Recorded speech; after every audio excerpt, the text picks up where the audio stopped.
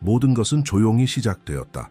마치 세상이 다가올 일을 준비하지 못한 듯이 많은 사람들이 일상에 몰두해 있을 때 어떤 예감이 국경을 넘어 퍼지기 시작했고, 이는 연구자들, 종교 지도자들, 그리고 영적 현상에 대해 탐구하는 학자들의 주목을 끌었다. 그 경고는 정부나 기관에서 온 것이 아니었다.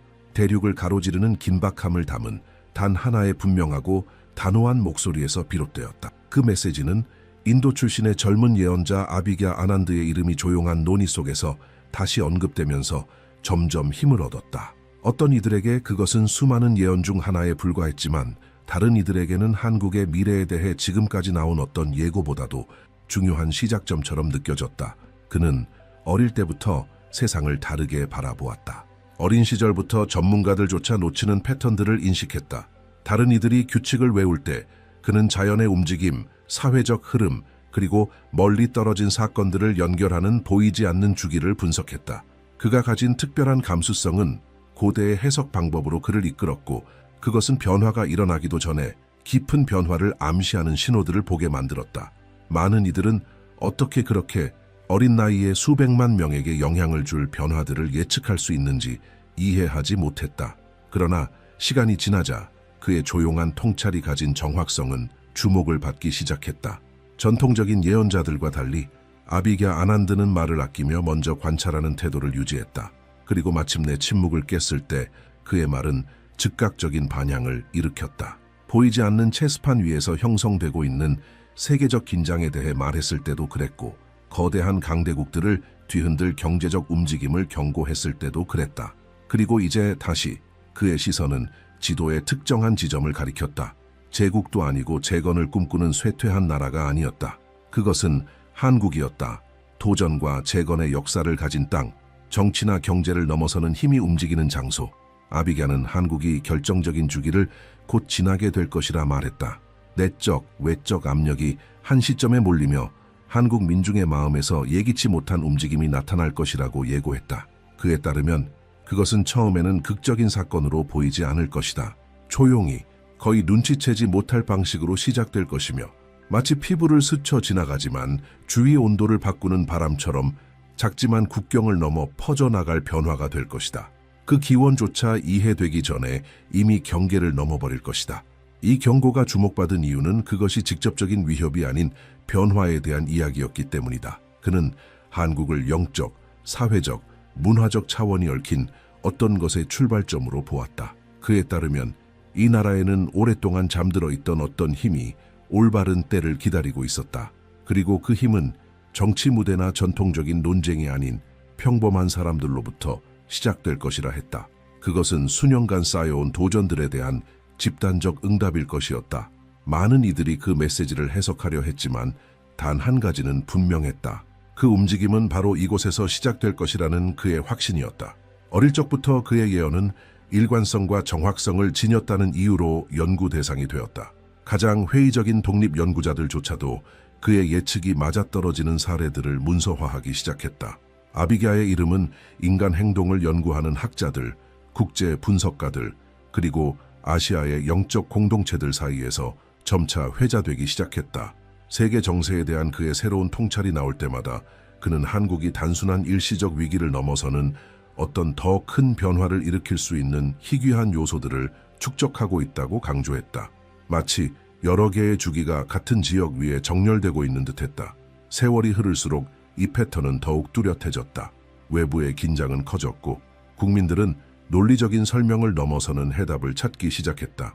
집단적인 인식이 변하고 있었다. 정서적 피로, 사회적 단절, 그리고 중대한 시기가 다가오고 있다는 막연한 감각이 퍼져갔다. 아비갸의 말은 점점 힘을 얻기 시작했는데, 그것이 바로 많은 한국인들이 말로 표현하지 못하던 감정들과 정확히 맞아떨어졌기 때문이다. 그는 이 시기를 깊은 움직임이 깨어날 수 있는 비옥한 땅이라고 묘사했고, 그 변화는 한국의 운명을 바꾸고 아시아 전체에 영향을 줄 수 있다고 했다. 그의 최근 메시지는 학자들을 더욱 놀라게 만들었다. 그의 말에 따르면 이미 하나의 전환점이 형성되고 있었다. 그것은 청년 세대, 영성, 국가 정체성, 그리고 외부의 힘들이 얽힌 움직임이었다. 모든 것이 갑작스럽게 일어나지는 않겠지만 그 흐름은 확고하고 거의 불가피하게 진행될 것이라 했다. 이 메시지가 발표되자 지도자들, 지식인들, 그리고 일반 시민들까지도 자신들의 분석을 다시 돌아보게 되었고, 왜 이 젊은 인도 예언자가 바로 한국을 새로운 대륙적 국면의 주인공으로 지목했는지 이해하려 했다. 아비갸가 한국에 관심을 돌린 것은 한국의 영적 사회적 환경에서 비정상적으로 강해진 무언가를 느꼈기 때문이었다. 마치 조용한 에너지가 점점 축적되며 정확한 순간을 기다리는 듯한 상태였다. 이러한 느낌은 언제나 전 세계적인 거대한 움직임이 시작되기 전 그가 늘 감지하던 신호였다. 그 메시지는 연속적으로 발생한 사건들 이후에 형성되었고, 각각의 사건은 동일한 경고의 신호를 담고 있었다. 모든 것은 그가 아시아 대륙의 전략적 지역들에서 미세한 변화들을 감지했을 때 시작되었다. 비정상적으로 증가하는 정치적 긴장, 깊은 피로감을 드러내는 경제적 변동, 거의 동시에 대중을 뒤덮는 정서적 변화. 이 요소들은 대륙적 전환이 가까워졌다는 신호였다. 수많은 국가들 가운데 한국이 이 모든 흐름의 수렴점으로 떠올랐다. 그 에너지는 놀라운 정밀도로 한반도 위에 집중되고 있었고, 이는 가장 경험 많은 분석가들조차 주목하게 만들었다. 매번 새로운 예감을 느낄 때마다 아비갸는 이 보이지 않는 압력의 진전을 기록했다. 그는 한국이 아시아의 다른 나라들과는 다른 리듬을 따르고 있다는 것을 깨달았다. 내부적인 도전과 외부적인 힘들이 동시에 한국의 지역적 균형을 재편하고 있었던 것이다. 이러한 축적은 하나의 정서적 장을 형성했고, 이는 사회의 다양한 계층, 특히 젊은 세대 전반을 관통하고 있었다. 이 세대는 수년간 축적되어 온 불안과 갈등을 내면에 품고 있었고, 그것이 곧 깊은 변화를 위한 비옥한 토양이 되고 있었다. 여러 사건들이 이러한 통찰을 더욱 강화시켰다. 예상치 못한 외교 동맹의 변화, 인접 강대국들의 전략적 후퇴, 결정적인 분야들에서 동시다발적으로 발생하는 불안정성. 각각의 조각들은 마치 대륙을 불가피한 재편으로 밀어붙이는 하나의 정교한 메커니즘처럼 움직이고 있었다. 한국은 역사적 회복력, 강력한 문화적 기반, 그리고 강렬한 위기 대응 능력 덕분에 이 거대한 판도의 중심에 서게 되었다. 아비갸는 조용한 분석의 순간들 속에서 몇 가지 신호들이 명백해졌다고 강조했다. 그는 전 세계적 단절이 발생하기 전마다 반복적으로 나타나는 에너지의 이동을 감지했다. 과거에도 비슷한 감각은 체제 붕괴, 지도자 교체, 경제적 격변 직전에 나타났었다. 이 인식을 한국의 현재 상황과 교차해 보았을 때 그가 확신한 것은 한국이 결정적인 국면에 진입하려 한다는 사실이었다. 한국을 둘러싼 에너지는 점진적으로 강화되는 일정한 패턴을 따르고 있었다. 그것은 사회적 긴장으로 시작해 집단적인 정서적 소진으로 이어지며 마침내 삶의 의미를 찾으려는 열망으로 터져나오는 흐름이었다. 이러한 과정은 한 국가가 내부적 한계에 도달했을 때 나타난다. 아비갸는 한국이 바로 그 한계점에 도달하고 있음을 직감했다. 그 순간부터 그는 한국을 아시아 전역으로 퍼져나갈 각성의 중심지로 묘사하기 시작했다. 그와 동시에 전 세계의 정세 또한 유사한 신호들을 내비쳤다. 전 시장을 흔드는 경제적 압박, 주요 국가들의 급작스러운 정책 전환, 기존의 행동 양식을 깨는 사회적 기대치들, 모든 요소들이 대륙 전체를 새로운 정렬로 밀어넣고 있었다. 한국은 그 움직임에서 가장 민감한 자리에 있었고, 마치 역사의 새로운 장을 여는 데 선택된 지점처럼 보였다. 아비갸는 과거에도 이와 비슷한 상황을 세계 곳곳에서 목격한 바 있다. 세계를 뒤바꾼 사건들은 언제나 가장 예기치 못한 곳에서 시작되어 국제 질서를 재편했다. 한국은 지금 그와 똑같은 강도를 띠고 있었다. 그는 이 시기를 세대를 넘어 확산되는 이동의 시작점으로 표현했으며, 이는 집단적 사고를 재형성하고 아시아를 넘어선 지점들까지 영향을 미칠 거대한 변화를 위한 여백을 여는 과정이라 했다.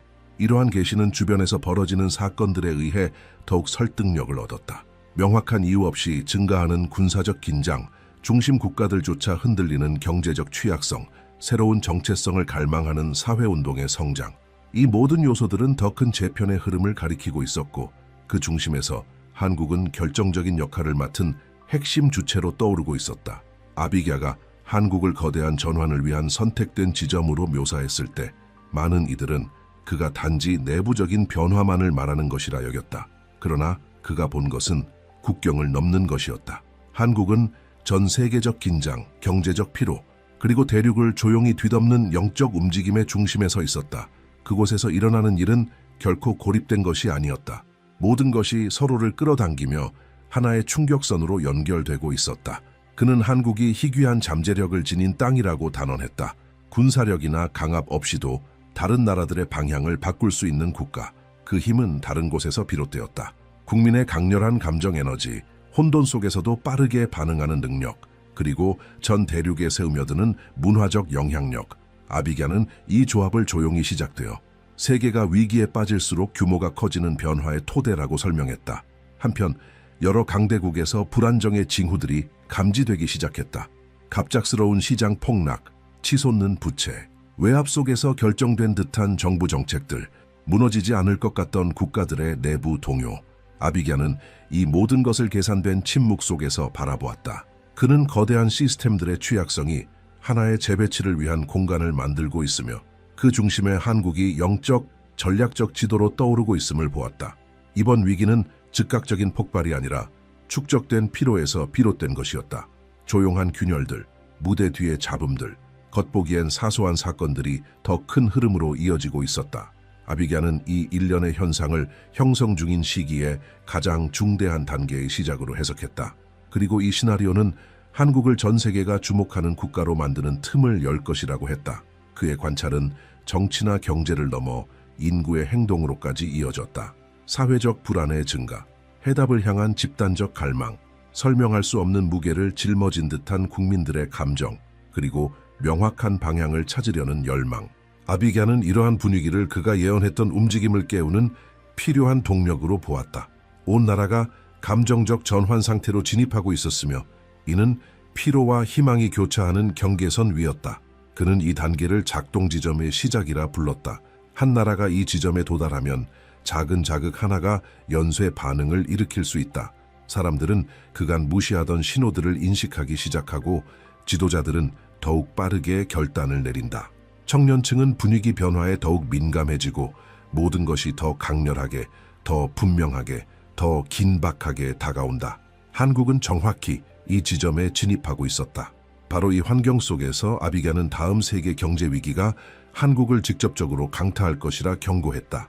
이번 위기는 단지 국내적 요인 때문만은 아니었다. 멀리 떨어진 국가들의 구조 붕괴로부터 비롯될 것이다. 그 시스템들이 무너지기 시작하면 충격은 빠르게 퍼지며 아시아 대륙 전체에 불안정의 파장을 만들 것이다. 그리고 그 파장은 한국에 가장 강하게 닿을 것이다. 그는 이 위기가 하나의 촉매제 역할을 하게 될 것이라 설명했다. 바로 그가 예언했던 변화로 한국을 밀어넣는 가속 장치. 그것은 완전한 파괴가 아니라 새로운 사회적, 영적 움직임이 피어날 수 있는 공간을 열어주는 충격이었다.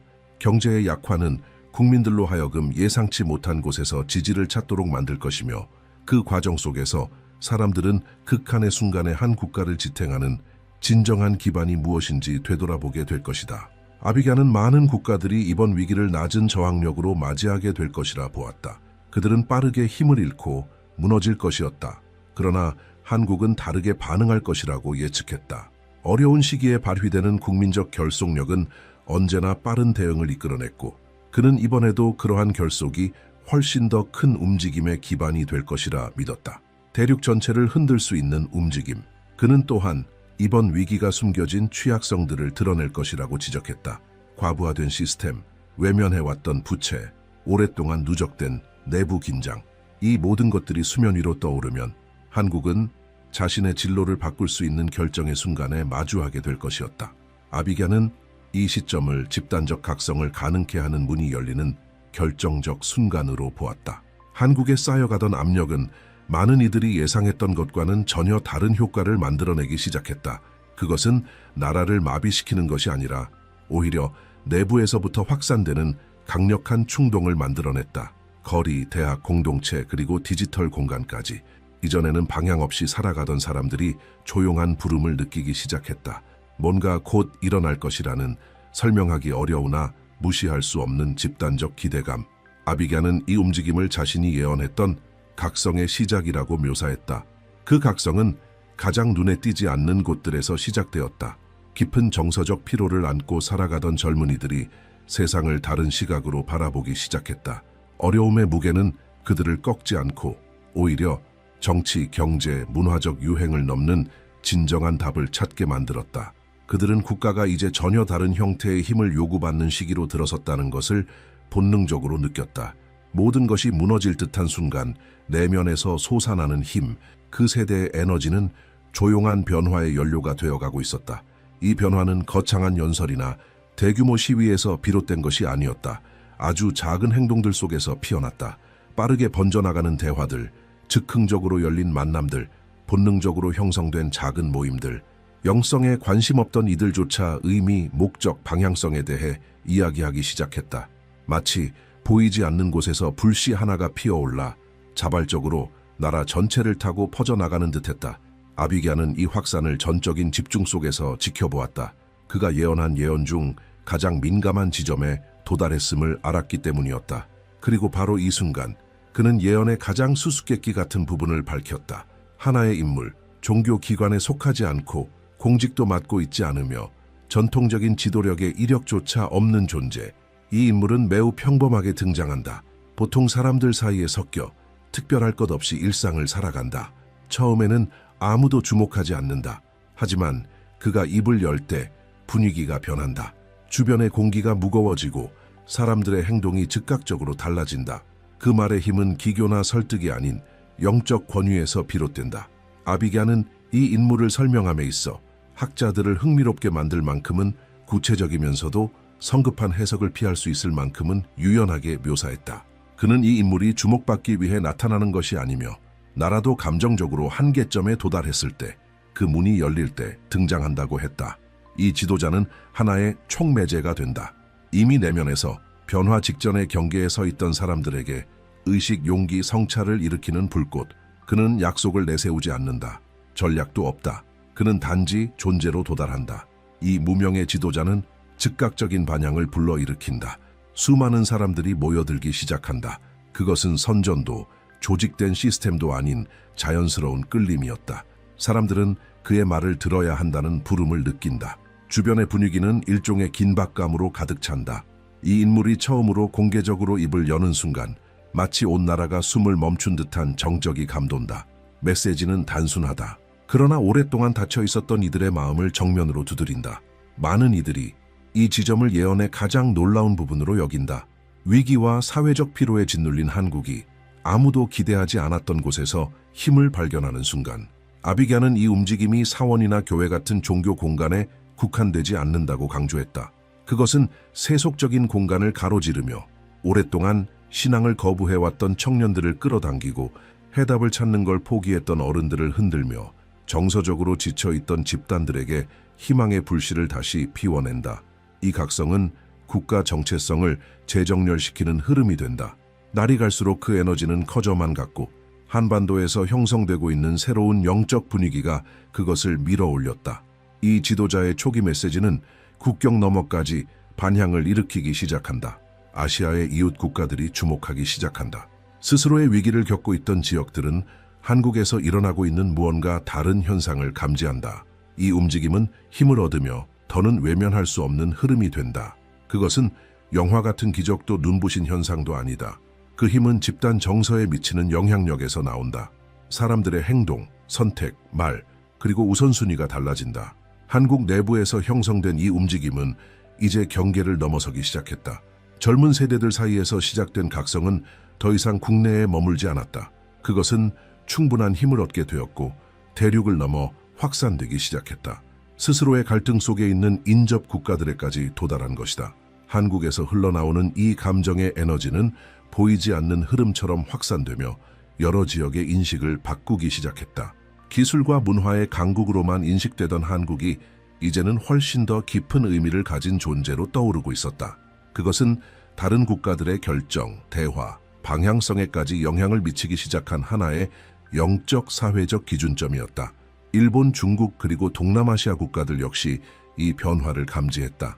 이전에는 한국의 움직임에 무관심하던 대중들까지도 이 나라에서 느껴지는 독특한 분위기를 인식하기 시작했다. 그것은 홍보도 외교 정책도 아니었다. 훨씬 더 깊은 어떤 것이었다. 여러 지역에서 유사한 감정을 깨우는 감정적 재정렬. 아비게아는 이 현상이야말로 한국이 대륙 내에서 새로운 위치에 들어섰음을 알리는 신호라고 보았다. 더 이상 세계적 흐름을 따르는 나라가 아니라 그 흐름을 이끄는 나라로. 이 각성의 힘은 국가의 정체성을 변화시킨다. 자부심, 회복력, 목적의식이 더 강해진다. 사회는 스스로의 역사를 새로운 시각으로 바라보기 시작한다. 오래된 상처들은 이제 도덕적, 영적 확장의 연료로 전환된다. 한국은 더 의식적으로, 더 분별 있게, 더 큰 문화적 영향력과 함께 움직이기 시작한다. 이 변화는 빠르게 팽창하는 하나의 영향력의 장창을 형성한다. 인접 국가들은 이 흐름을 주시하며 전통적인 대륙 리더십 모델을 넘어선 전환의 징후를 감지한다. 아비갸는 이 영향력이 억지로 만들어지는 것이 아님을 분명히 했다. 그것은 다른 나라 국민들 안에서 잃어버렸던 정체성과 내면의 힘을 되찾고자 하는 갈망을 자극하기 때문에 경계를 넘어 확산되는 것이었다. 한국은 하나의 거울이 된다. 연속된 위기 속에서 방향을 잃은 국가들에게 무엇인가 결핍되었던 것을 비춰주는 거울. 그 영향력은 너무도 깊어 여러 학자들이 이 현상을 아시아 대륙 내 영적 축의 전환 가능성으로 분석하기 시작한다.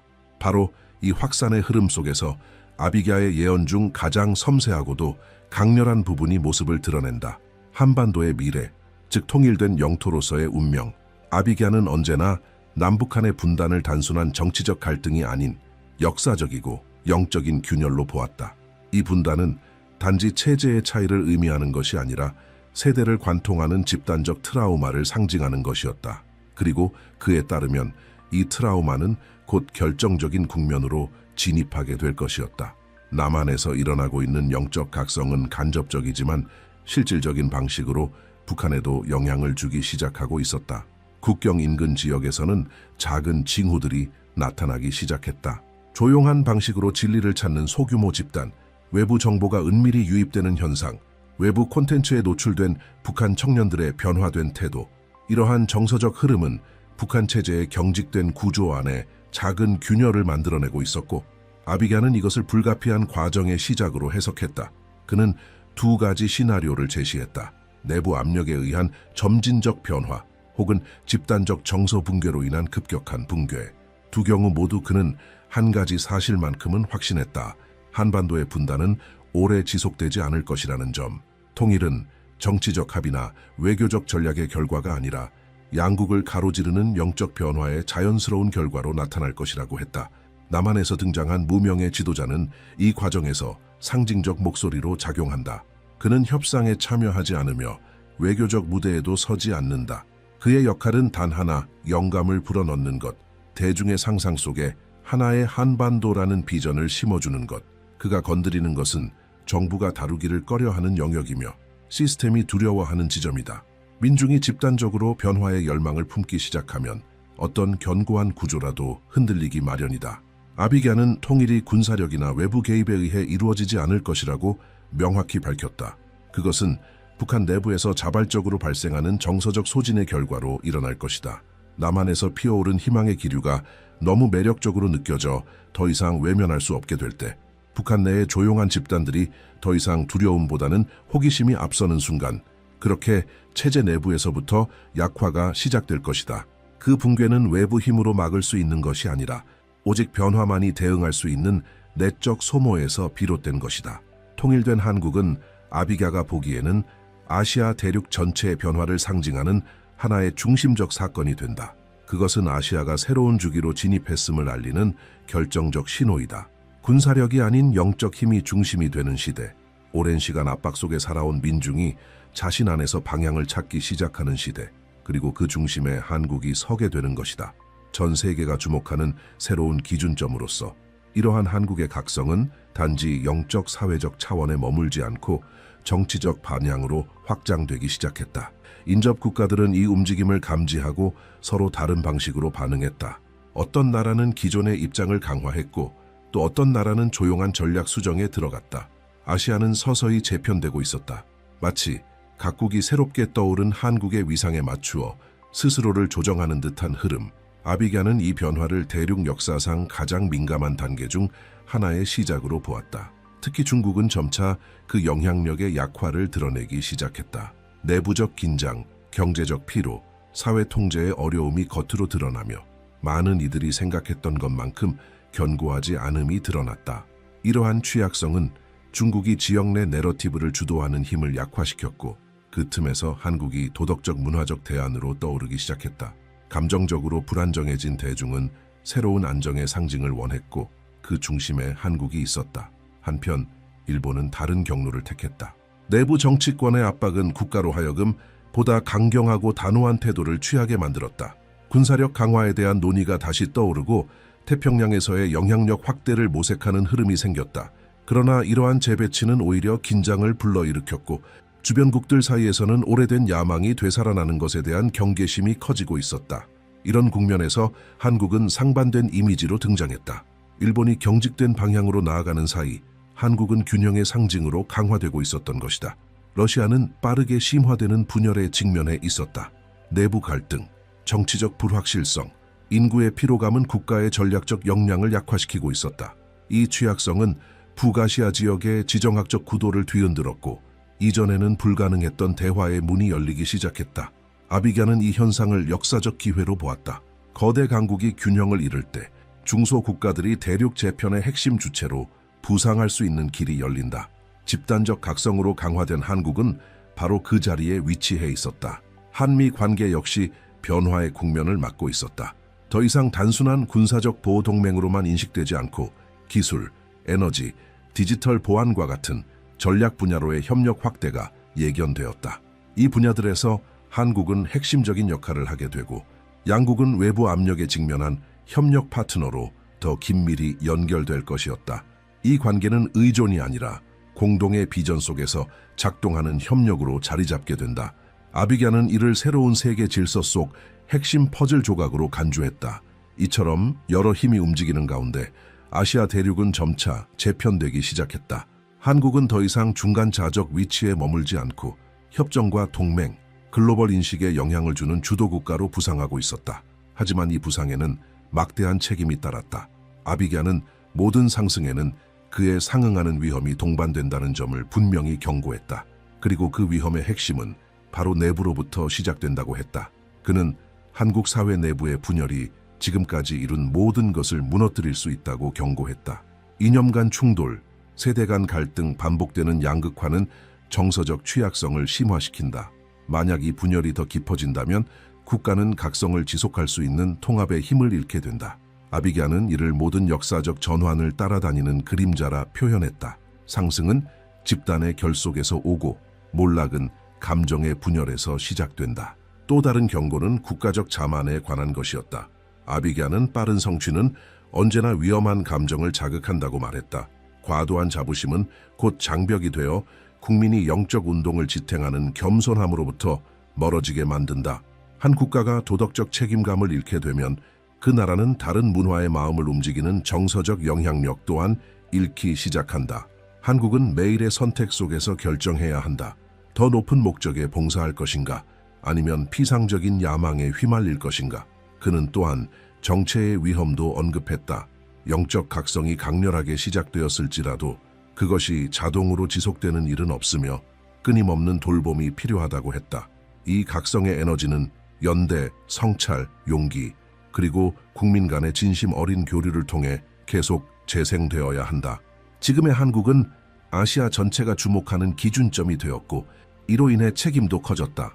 한국이 내리는 사회적, 문화적, 정치적 결정 하나하나가 방향을 잃고 방황하는 다른 나라들에게 하나의 등대처럼 작용하고 있었던 것이다. 아비그야의 마지막 경고는 분명했습니다.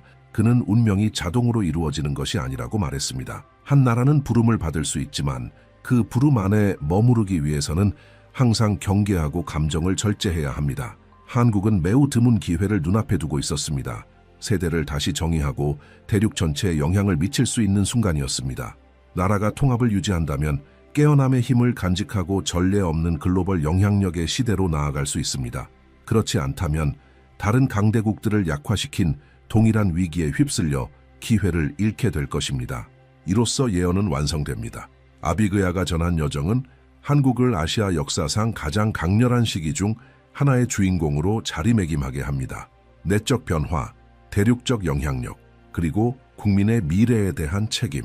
이제 당신의 목소리를 듣고 싶습니다. 이 계시를 지켜보며 어떤 감정을 느꼈는지 댓글로 남겨주세요. 당신의 시선은 여기서 형성되고 있는 집단적 이해의 일부입니다. 공유하고 영상의 좋아요를 눌러주시고 지금 화면에 나타나는 다음 콘텐츠로 이동해 이 여정을 계속 이어가세요. 아무도 그 고요한 새벽에 일어날 일을 예상하지 못했다. 세상이 잠든 동안 줄리 그리는 보이지 않는 무언가가 방을 가로질러 지나간 듯한 느낌에 심장이 뛰며 깨어났다. 거대한 사건이 너무 작은 공간 안에서 모습을 드러내려 하는 것처럼 공기가 더욱 무겁게 느껴졌다. 그녀의 눈이 아직 어둠에 적응하지 못하고 있을 때 존재 하나가 다가왔다. 발걸음이 아니라 강도로. 그 감각은 너무나 현실적이어서 중심을 잃지 않기 위해 그녀는 몸을 일으켜 앉아야 했다. 그리고 바로 그 순간 모든 것이 시작되었다. 푸른 섬광이 예고 없이 공간을 찢고 나타났다. 빛은 소리 없이 폭발하듯 퍼져나갔고 마치 그녀의 바로 옆에서 포탈이 열린 듯했다. 줄리는 가슴을 움켜쥐며 몸을 지배하는 떨림을 억누르지 못했다. 그러다 그 빛 안에서 무언가가 형체를 갖기 시작했다. 푸른 용이 액체 같은 빛의 깊은 층에서 천천히 계산된 움직임으로 모습을 드러냈다. 이해할 수 없을 만큼 오래된 힘에 의해 불려온 존재처럼 그 몸의 모든 부분이 압축된 에너지로 이루어진 것처럼 빛을 발하고 있었다. 비늘은 맥동했고 눈은 날카로운 광채와 함께 열렸다. 생명체는 앞으로 몸을 밀어내며 나타났고 방 전체가 그를 수용하기 위해 확장되는 듯 보였다. 용은 고개를 들고 동쪽을 향해 시선을 고정했다. 그 동작은 단호하고 결연하며 즉각적이었다. 그의 주변의 빛은 태평양을 향해 뻗어나가는 선으로 변했다. 줄리는 그것이 가슴을 때리는 충격처럼 느껴졌다. 이해하기도 전에 메시지는 이미 명확했다. 한국이 표시되었다.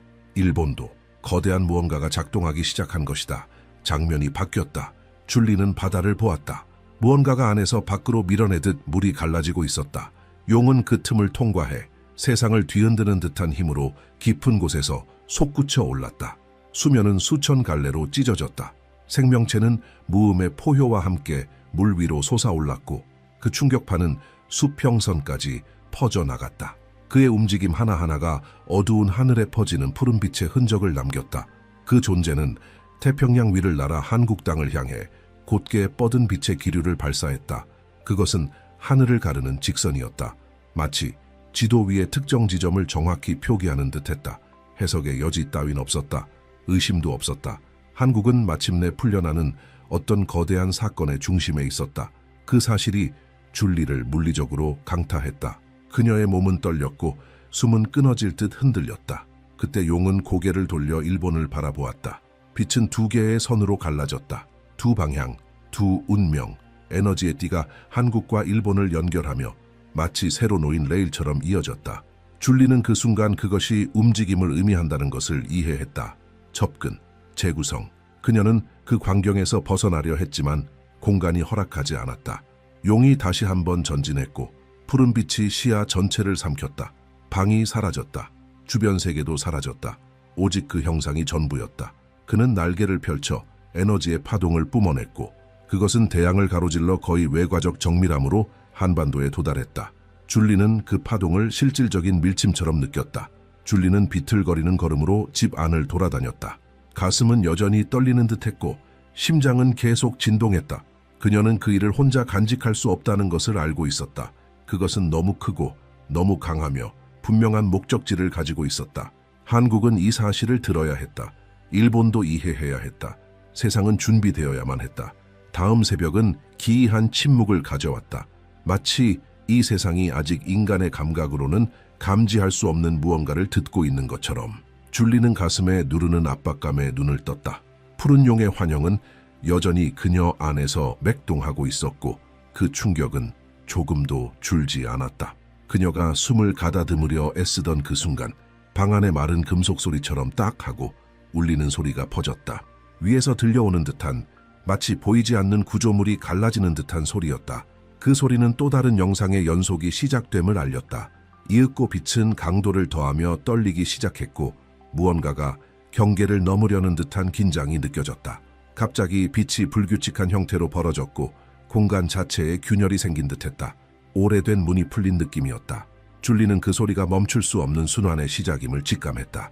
이미 시작된 영적 움직임은 상징으로만 머무르지 않았다. 그것은 물리적인 충격으로 현실의 모습을 드러내고 있었다. 다음에 펼쳐진 영상은 정보의 눈사태와 같았다. 그녀는 달력이 2026년으로 넘어가는 장면을 보았다. 날짜를 붉은 빛이 가르며 바뀌는 순간이었다. 붉은 말이 먹구름 낀 하늘 위를 질주하며 나타났다. 먼지를 일으키고 진동을 퍼뜨리며 앞에 있는 모든 것을 흔들었다. 이 말의 에너지는 결코 느리지 않았다. 그것은 단절의 힘처럼 전진했다. 달릴수록 더 많은 지역이 흔들렸다. 한국, 일본, 해안 지역, 세계 시장, 거대한 스크린으로 밝게 빛나는 도시들, 말이 지나가는 모든 곳이 진동했다. 말이 뒷다리로 몸을 들어올리는 순간 뜨거운 에너지의 파동이 공간을 뚫고 지나가며 압력이 더욱 강해졌다. 줄리는 그 힘에 의해 뒤로 밀려났고 팔에 뜨거운 열기를 느꼈다. 마치 불꽃 가까이에 손을 댄 듯한 감각이었다. 붉은 말은 태평양을 바라보며 푸른 용을 기다리는 듯했다. 두 힘은 서로 연결되고 있었다. 그 환영은 2026년이 결코 안정된 해가 아닐 것임을 분명히 보여주었다. 그것은 충격을 의미했다. 빠른 변화, 사람들로 하여금 자신이 알고 있던 모든 것을 의심하게 만들 상황들을. 장면은 갑자기 한국의 분주한 거리로 바뀌었다. 대형 화면에는 긴급 뉴스가 번쩍이고 있었고 공기 중에는 긴장이 감돌았다. 무언가가 무너질 듯한 순간 동시에 새로운 무언가가 태어나려는 기세도 느껴졌다. 진동은 이중적이었다. 어떤 구조물들은 무너질 기세였고 다른 것들은 빠르게 성장할 준비를 하고 있었다. 낡은 순환은 말에 의해 갈라지고 있었고 새로운 순환은 용에 의해 깨어나고 있었다. 그 다음 줄리는 일본의 해안가로 옮겨졌다. 그곳의 바람은 이상했다. 나무들은 서로 반대 방향으로 휘어지고 있었고 보이지 않는 흐름들이 공간을 차지하려는 듯 다투고 있었다. 바다는 짧고 빠른 파동으로 떨리고 있었다. 그것은 폭풍이 아니라 에너지의 이동이었다. 줄리는 속이 조여드는 느낌을 받았고 일본이 새로운 순환 속에서 재배치되고 있다는 사실을 깨달았다. 한국과 일본은 이제 같은 흐름선 안으로 들어가고 있었다. 그것은 인간의 협정이나 결정으로 되는 일이 아니었다. 더 큰 힘이 작용하고 있었다. 푸른 빛이 다시 돌아왔고 말의 붉은 빛과 섞이기 시작했다. 두 색은 서로 얽히며 경로를 형성했다. 줄리의 의식 속 지도에서 선들이 나타나기 시작했다. 바다를 가로지르고 하나로 이어졌다가 다시 되돌아갔다가 마침내 두 개의 중심점에 고정되었다. 한국, 일본. 그 선들은 점점 강하게 연결되었고 그 강도에 줄리는 두려움을 느꼈다. 이 두 나라 사이의 연결은 선택사항이 아니었다. 그것은 이미 작동 중인 계획의 일부였고 빠른 대응을 요구하는 흐름이었다. 열기는 더욱 강해졌다. 줄리는 등에 땀이 맺히는 것을 느꼈다. 마치 더 이상 멈출 수 없는 거대한 흐름 앞에 서 있는 듯했다. 붉은 말은 입을 벌리고 음파를 내뿜었다. 그 진동은 땅을 타고 공기를 타고 몸을 타고 퍼져나갔다. 사방으로 번져가는 경고였다. 그리고 그 진동 뒤에는 메시지가 따라왔다. 2026년은 갑작스러운 단절처럼 도래할 것이라는 것. 빠른 변화, 예상치 못한 긴장, 사람들의 감정적, 정치적, 영적 구조를 시험할 상황들. 빛은 서서히 약해지며 일련의 장면들을 보여주었다. 시장 앞에 늘어선 줄, 경제 관련 속보, 먼 지역에서 고조되는 군사적 긴장, 상황을 이해하려 애쓰는 사람들, 혼란이 있었다. 두려움도 있었다. 그러나 동시에 모든 것을 앞으로 밀어붙이는 힘도 있었다. 그것은 추락이 아니라 전환이었다. 겉보기의 혼돈은 종말이 아니라 방향 수정이었다. 세상은 머뭇거릴 틈 없이 가속하는 시기로 들어갈 것이었다. 영상은 계속해서 무거운 압력을 동반한 채 펼쳐졌다. 빛이 다시 돌아왔을 때 줄리는 스스로 움직이는 지도 앞에 서 있었다. 얽혀있던 선들은 이제 빠른 속도로 한국과 일본을 향해 달려가고 있었다. 두 지역을 향한 거대한 끌어당김이 느껴졌다. 선들은 망설임을 허락하지 않는 권위에 의해 호출되고 있는 듯 맥동했다. 한국과 일본의 접근은 인간의 합의로 이루어지는 것이 아니었다. 더 큰 힘이 두 나라를 밀어붙이고 있었다. 숨겨진 톱니바퀴가 마침내 풀린 것처럼 지도는 두 나라를 점점 더 가깝게 끌어당기더니 거의 맞닿을 만큼 가까워졌다. 그 순간 푸른 에너지가 두 사이를 가로질러 지나가며 끊어지지 않는 연결고리를 구축했다. 지도는 흔들렸지만 그 고리는 풀리지 않았다. 그 결속은 점점 더 강해졌고 곧 푸른 용이 다시 나타나 또 한 번의 빛을 쏘아 결속을 강화했다. 메시지는 명확했다. 한국과 일본의 관계는 정치나 역사를 넘어 극적으로 변화할 것이며 하나의 경로가 열리고 있다는 것, 전략적이고 영적이며 피할 수 없는 길이. 줄리는 빛나는 야경으로 가득한 한국의 한 도시를 보았다. 주변의 에너지는 무언가 거대한 것을 맞이할 준비가 되어 있는 듯했다. 시야는 도쿄로 이어서 오사카로, 그 다음엔 일본의 해안 지역들로 이동했다. 그림자 속에서 움직임이 있었다. 오래된 구조물들은 힘을 잃고 있었고 새로운 공간들이 형성되기 시작했다. 비전은 한국 기업들이 바다를 넘어 일본 영토로 들어서는 모습을 보여주었다. 마치 불려온 듯 자연스럽게 기계들이 도착하고 팀들이 구조물을 설치하며 부지가 재편되어 기술 중심지로 바뀌고 있었다. 마치 일본 땅 위에 두 번째 한국 기지가 세워지고 있는 느낌이었다. 이 움직임은 결코 느리지 않았다. 오히려 긴박하게 전진하고 있었다. 마치 또 다른 순환이 시작되기 전 모든 공간을 차지해야 하는 듯 오래된 공장들은 멈추었고 그 자리에 한국의 기계들이 설치되었다. 언어들이 뒤섞였고 한국과 일본의 전문가들이 나란히 일했다. 정밀하게 작동하는 톱니바퀴처럼 그들을 움직이는 보이지 않는 힘이 존재하는 듯했다. 두 시스템이 하나의 유기체로 융합되는 거대한 구조가 형성되고 있었다.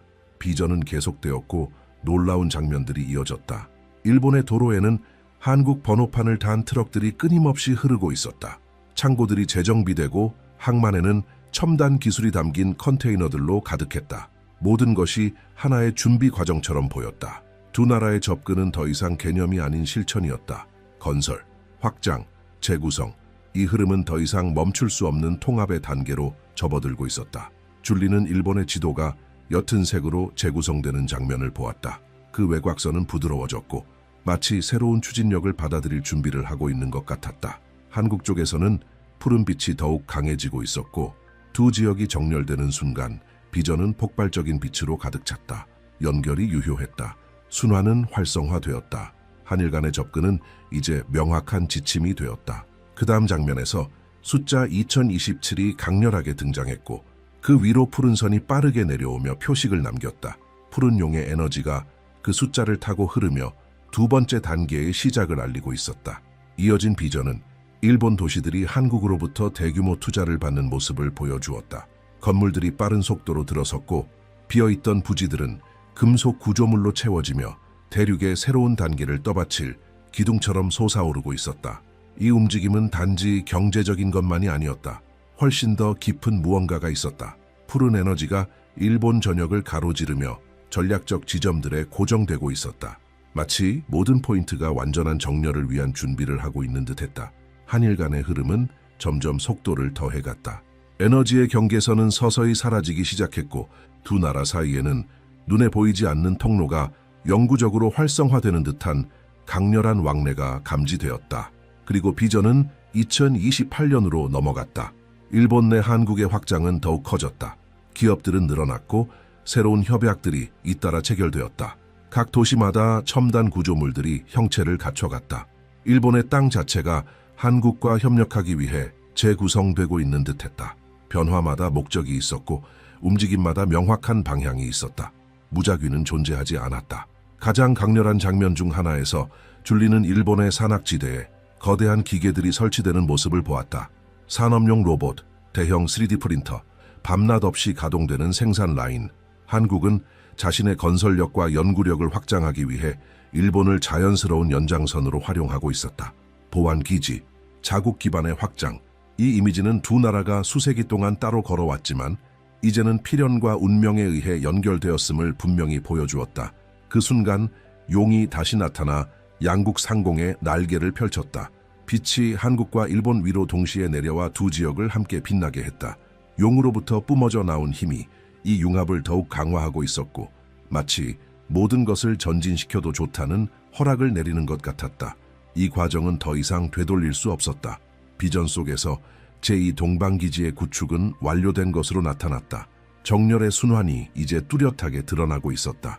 비전은 갑작스레 속도를 높였다. 마치 수십 년 동안 억눌러져 있던 어떤 층이 곧 터질 듯한 긴장감이었다. 줄리는 장면이 폭력적으로 바뀌는 것을 느꼈다. 용은 잠시 사라졌고 주변은 완전한 정적에 잠겼다. 마치 거대한 폭발 직전의 순간처럼. 그리고 눈앞에 날짜가 떠올랐다. 2029. 그 숫자는 크고 단단했으며 꼭대기에 붉은 균열이 나 있었다. 그 균열이 벌어졌고 회색 파동이 거세게 퍼져나가며 북쪽 영토를 강타했다. 충격은 날카로웠다. 비전은 어둠에 잠긴 건물들, 약해진 신호들, 점점 줄어드는 내부 움직임들을 보여주었다. 그 체제를 지탱하던 구조가 서서히 힘을 잃고 있었다. 그 지역을 떠받치던 에너지가 무너지고 있었고 모든 것은 조용히 예고 없이 안에서부터 붕괴되고 있었다. 충돌이나 폭력이 아닌 오랜 시간 누적된 피로 끝에 마침내 무너지는 시스템의 자연스러운 항복처럼 그것은 점진적이고 단호하며 피할 수 없는 종료였다. 그 사이 남하는 강렬한 푸른빛으로 빛나고 있었다. 그 빛은 움직임을 증폭시키고 경로를 재구성하며 방향을 드러냈다. 그러나 가장 놀라운 장면은 바로 일본이 그 옆에 등장하며 같은 푸른 에너지가 일본 전역을 통과하는 모습이었다. 일본은 중재자로 나타났다. 선택이 아닌 설계에 의한 역할이었다. 마치 무엇인가가 일본을 전환을 안정시키는 위치에 배치해 놓은 것처럼. 줄리는 일본 대표자들이 여러 장면에 등장해 문을 열고 긴장을 완화시키고 확산될 수 있는 충돌을 미리 해소하는 모습을 보았다. 한국과 일본 두 힘은 정밀하게 움직였다. 북쪽이 무너지는 동안 일본은 다리 역할을 하고 한국은 다가오는 무언가를 준비하고 있었다. 그 흐름은 완벽히 조율된 전진처럼 느껴졌다. 눈에 보이는 혼란은 없었다. 보이지 않는 계획이 있었고 통제가 있었으며 무엇보다 동기화된 흐름이 있었다. 북쪽의 붕괴는 마치 더 큰 힘이 오랫동안 기다려온 신호처럼 느껴졌고 이제 그 힘은 모든 조각들을 빠르게 움직이고 있었다. 비전은 더욱 강렬해졌다. 줄리는 수많은 가족들이 국경선을 바라보며 충격과 희망이 뒤섞인 표정을 짓는 모습을 보았다. 과거에 경직된 상징이었던 그 지역이 이제는 가벼워진 듯 마치 오랜만에 땅이 숨을 쉬는 느낌이었다. 군대는 후퇴하고 녹슨 철문은 열렸으며 푸른 빛이 국경선을 따라 퍼져나가며 오랫동안 막혀있던 길을 정화하는 듯했다. 그리고 비전은 2030년으로 넘어갔다. 그 숫자는 강렬하고 뚜렷한 황금빛으로 떠올랐다. 그 순간 줄리는 두 한국 사이에 보이지 않는 벽이 서서히 녹아내리는 장면을 보았다. 충돌도 저항도 없었다. 통일은 자연스럽고 유기적으로 진행되었다. 이전에는 금지되었던 길을 사람들이 가로질렀고 오랜 시간 떨어져 있던 가족들이 서로를 다시 알아보았다. 지친 얼굴들이 오랜 이별 끝에 마주한 사람들을 보며 감정에 복받쳤다. 통일에는 선언이 없었다. 그저 일어났을 뿐이었다. 전화는 조용했고 단단했으며 중단 없이 흘러갔다. 환상은 학교들이 재조직되고 경제 시스템들이 정렬되며 병원들이 통합되는 모습을 보여주었다. 그 조정들은 놀라울 정도로 빠르게 이루어졌고 마치 북쪽이 무너지기 전부터 모든 것이 이미 준비되어 있었던 것처럼 보였다. 통일된 한국은 활력을 되찾고 있었다. 주변의 푸른 에너지는 증가하며 이웃 지역들로 퍼지는 안정의 장을 형성하고 있었다.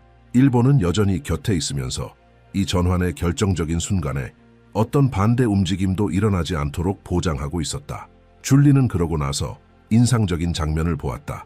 수천 개의 깃발들이 한반도의 여러 지역에서 개양되고 있었다. 그것들은 전쟁의 상징이나 과장된 축제의 표시가 아니었다. 그것들은 새로운 단계가 시작되었음을 알리는 신호였다.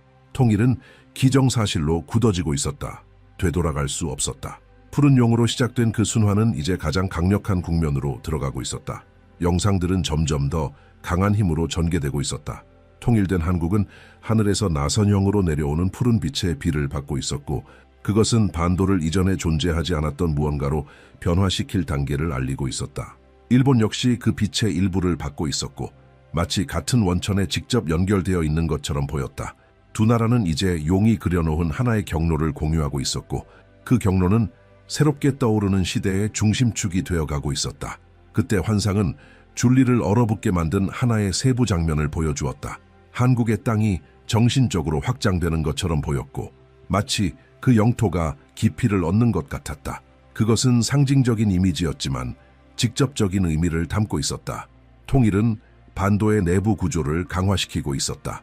수십 년 동안 고통받아온 그 지역은 이제 빠른 성장을 위한 비옥한 땅이 되어가고 있었다. 푸른 에너지는 계곡을, 산들을, 도시들을 가로지르며 끊임없는 전진의 흐름을 만들어내고 있었다. 환상은 전혀 다른 풍경으로 넘어갔고 마치 세상이 눈앞에서 다시 쓰이고 있는 것 같았다.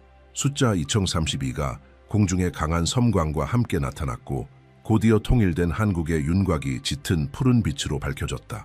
그 빛의 힘은 반도가 단순히 통일된 영토가 아니라는 것을 보여주고 있었다. 이제는 대륙 전체로 퍼져나가기 시작한 변혁의 중심 지점이 된 것이었다. 그 다음 지도가 움직이며 일본이 같은 푸른 에너지를 받는 장면이 나타났고 한국과 연결되며 서로를 강화하는 두 개의 극처럼 보였다. 그 연결은 일시적인 것이 아니었다. 안정적이고 견고하며 앞으로 수년간 열릴 새로운 경로의 기반처럼 구조화되어 있었다. 줄리는 바다에서 시작된 에너지 라인들이 두 나라로 뻗어나가며 아시아 대륙을 관통하는 척추를 형성하는 모습을 보았다. 장면이 바뀌었다. 줄리는 지금까지 기록된 적 없는 속도로 발전하는 첨단 공학 기술을 보았다. 거대한 플랫폼들이 세워지고 있었고 금속 다리들이 전략적 지역들을 연결하며 나타나고 있었다. 위성들은 짧은 간격으로 발사되었고 연구소들은 쉬지 않고 가동 중이었다. 한국과 일본은 마치 하나의 기술 중심지처럼 작동하고 있었고 각 나라는 상대가 혼자서는 도달할 수 없는 지점을 확장해주고 있었다. 이 협력은 협상에 의해 이루어진 것이 아니라 비전의 시작부터 이미 예정된 것처럼 보였다. 북쪽의 붕괴로 피해를 입은 지역들은 최신 장비를 통해 재건되기 시작했다. 자율주행 트럭들이 산을 가로지르고 있었고 철로는 놀라운 속도로 설치되고 있었다. 이 떠오르는 구조는 수년 전부터 계획되어 있었던 것처럼 보였고 단지 적절한 시기를 기다리고 있었을 뿐이었다. 줄리는 대륙 전체가 그녀 눈앞에서 완전히 새로운 형태로 재편되고 있다는 것을 느꼈다. 이 시퀀스에서 가장 강력한 충격은 바다 위로 펼쳐지는 빛의 궤적이 나타났을 때였다. 푸른 선은 굽이치고 전진하며 명확하게 고정되었다. 그것은 비전에서 태평양 철도라 불리는 구조의 첫 윤곽이었다. 한국에서 시작되어 일본을 통과하고 더 먼 지역들까지 뻗어나가며 마치 대륙의 동맥을 여는 듯했다. 그 구조물은 거대하고 견고하며 무거운 화물과 극한 속도를 견딜 수 있도록 설계되어 있었다.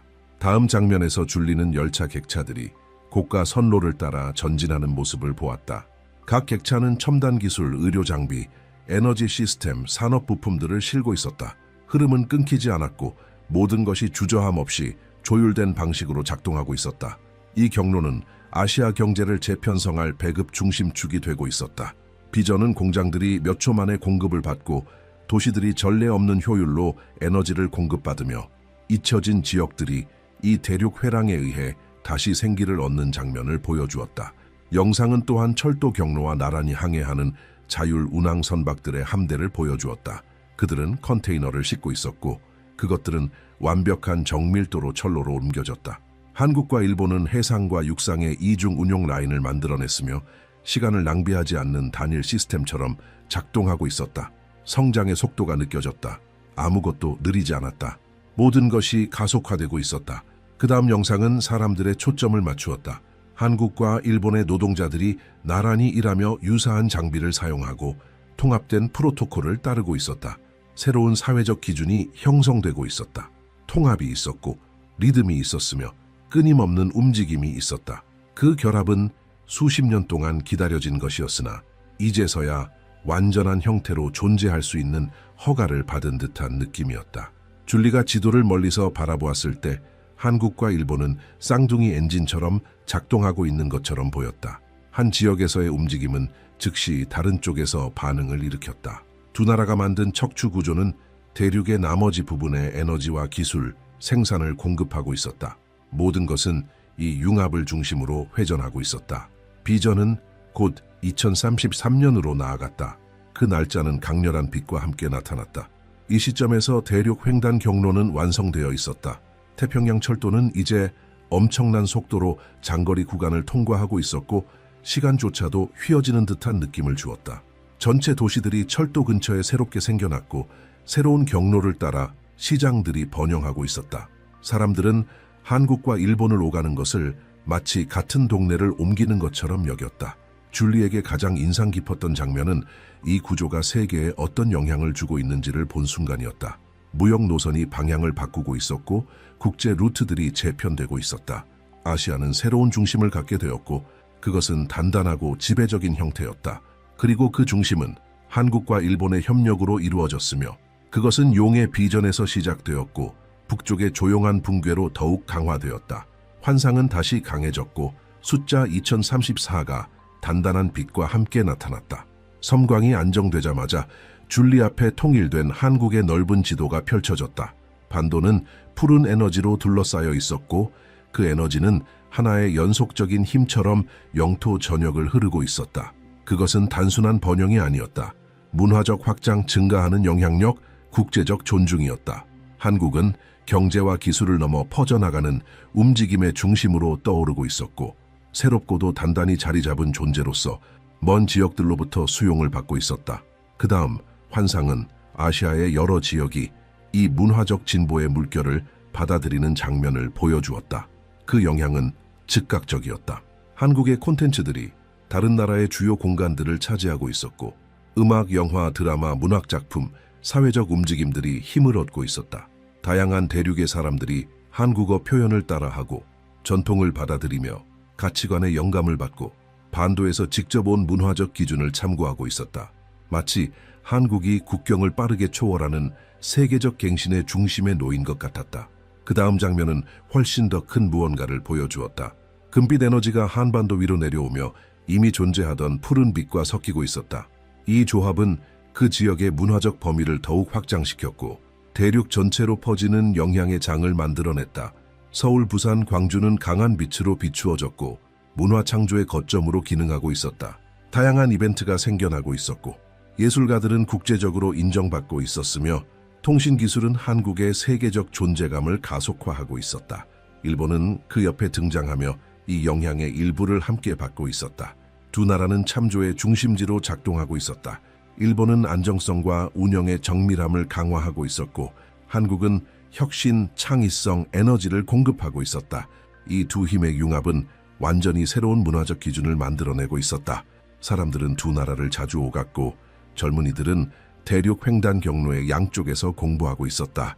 이 협력은 하나의 공유된 정체성으로 발전하고 있었다. 환상은 곧 2035년으로 도약했고 감정적 충격은 더욱 커졌다. 아시아 지도가 빛나기 시작했고 그 중심에는 통일된 한국이 자리 잡고 있었으며 고대 문명을 떠올리게 하는 상징이 새겨져 있었지만 현대적 맥락에 적용된 형태였다. 이 나라는 상징적 힘과 함께 다시 떠오르고 있었다. 과거의 반복이 아니라 부활이었다. 국가적 리더십의 정신이 뚜렷하게 확장되고 있었다. 대학들이 확장되었고 영적 중심지들은 전 세계에서 온 방문객들을 맞이하고 있었다. 한국은 기술적 진보와 문화적 각성에 조화를 이룬 새로운 의식을 세상에 보여주고 있었다.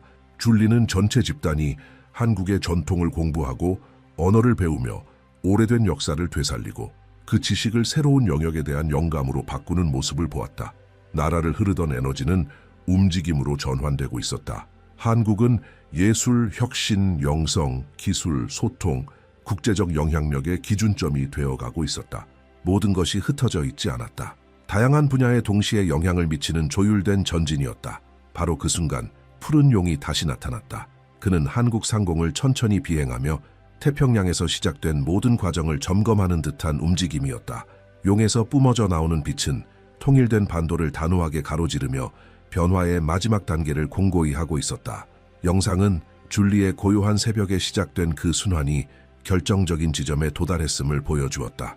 용은 한국과 일본이 정렬되어 통합되고 아시아 대륙에서 하나의 강력한 축으로 작동하는 모습을 바라보고 있었다. 곧이어 환상은 이 계시를 마무리하는 말들을 전했다. 그것은 명확하고 간결하며 직접적인 지침이었다. 첫 번째 지침은 사람들이 말하는 방식에 주의하는 장면을 보여주었다. 말은 빠르게 행동으로 바뀌었고 말에서 생겨나는 에너지는 더욱 강한 영향을 미쳤다. 부정적인 에너지를 뿜는 사람은 즉시 영향을 받았고 선을 강화하는 자는 길이 빠르게 열렸다. 이 새로운 순환은 말의 힘에 각별한 주의를 요구했고 모든 것이 증폭된 힘을 가지게 된다는 것을 보여주었다. 두 번째 지침은 관대한 행동들을 보여주었다. 거창한 제스처가 아니었다. 작고 지속적이며 확고한 행동들이었다. 각각의 행위는 주변으로 퍼져나가는 움직임을 만들었다. 줄리는 사람들이 단순한 순간에 서로를 돕는 장면을 보았다. 그 행동은 연한 푸른 빛을 방출했고 그것이 공간 전체로 퍼졌다. 순환은 마음을 여는 자에게 보상했고 용이 한국과 일본에 내렸던 에너지는 나누는 사람에게 유리하게 작용했고 움켜쥐는 사람에게는 그렇지 않았다. 세 번째 지침은 강렬한 장면을 보여주었다. 사람들은 서로 다른 빛의 층을 따라 걷고 있었고 두려움을 가진 자들은 거의 앞으로 나아가지 못했다. 반면 믿음을 가진 자들은 빠르게 전진하고 있었다. 이 환상은 새로운 순환이 단호한 자세를 요구한다는 것을 분명히 했다.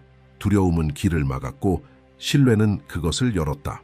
이 움직임의 미래는 마음을 안정되게 유지하는 사람들에게 달려 있었고 한국과 일본을 이끄는 에너지는 각 개인의 내면의 결단력에 직접적으로 반응하고 있었다.